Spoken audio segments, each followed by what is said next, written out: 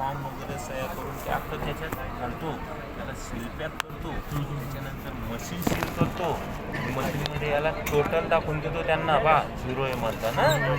मग ते आपलं 0 झाल्यानंतर पहिला मतदान जेव्हा येतो मग तो दाबतो ना, आम्ही काय करतो लगेच थोडा वेळाने लगेच टोटल करतो.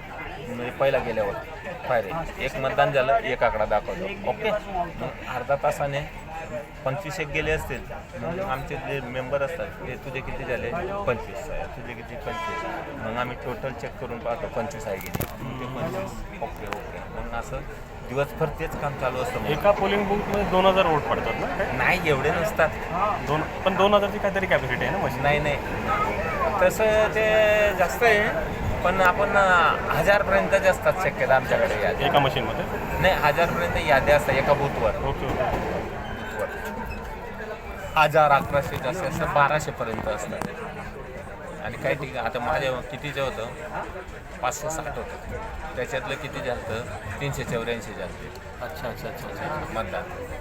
मग ते अख्खा फॉर्ममध्ये आम्हाला भरावं लागतं, एकूण मतदान किती, मतदार किती, त्याच्यातले किती मतदान झालं, त्याच्यात स्त्री किती, पुरुष किती, किती वाजता स्टार्ट केलं, किती वाजता क्लोज केलं, अख्खं टायमिंग ते फॉर्म अख्खे भरावं लागतं. आणि जे पार्टीचे पण प्रतिनिधी असतात मग त्यांच्या सह्या घेतो ना आम्ही. त्यांच्याकडे ते पेपर असतात ना त्याच्यावर ते क्लिक करत नसतात, चेक करतात की खरंच तोच माणूस आहे की नाही, फोटो पाहतात ते. आता खेडेगावात अख्खे ओळखतात, शहरामध्ये कोण कोणाला ओळखतं. आता तुम्ही येत समजा दिवसा ड्युटीला जातात किंवा रात्री ड्युटी जातात, दिवसा घरी झोपतात, तर बाहेर लोकांशी संपर्क जास्त येत नाही ना. तुम्ही डायरेक्ट मतदानाच्या ठिकाणी जातात, ते आधार कार्ड किंवा पॅन कार्ड किंवा इलेक्शन कार्ड घेऊन मग ते चेक करतात. ते पण लोक त्यांच्याकडे तिघांकडे 3 याद्या असतात, आमच्याकडे पण 1 यादी असते, आम्ही पण चेक करतो. आम्हाला शंका आली आमच्या तो 1 नंबरवाल्याला, मग तो PROकडे मी PRO होतो तर माझ्याकडे पाठवणार, मग मी परत व्हेरीफाय करणार. व्हेरीफाय केल्यानंतर ते 3 बसलेले, हो हा माणूस तोच आहे का, तुम्हाला खात्री आहे का, तरच त्याला मतदानाला पुढं पाठवतो. जर त्यांना वाटते ते म्हणजे खात्री नाही हा माणूस आमचा नाही आहे, परत ते फॉर्म भरून घ्यायचा, ते लई ठिकाणी होतात.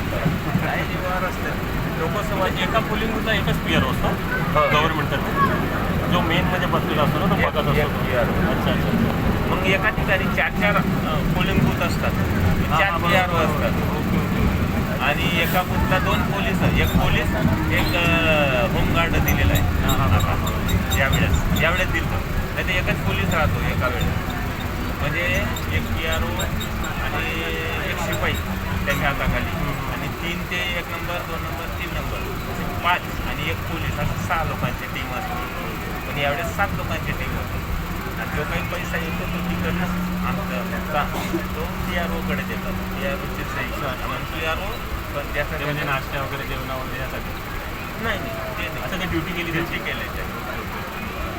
नाश्ता कोणी पण आणून देतो, जे म्हणजे त्या शहरामध्ये आणून देतात.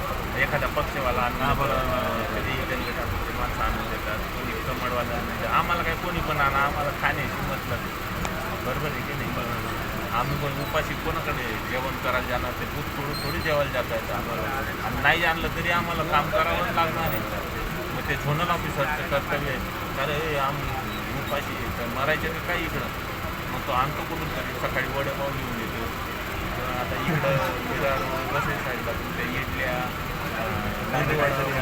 चांगल्या क्वालिटीचं नाश्ता वगैरे असतो.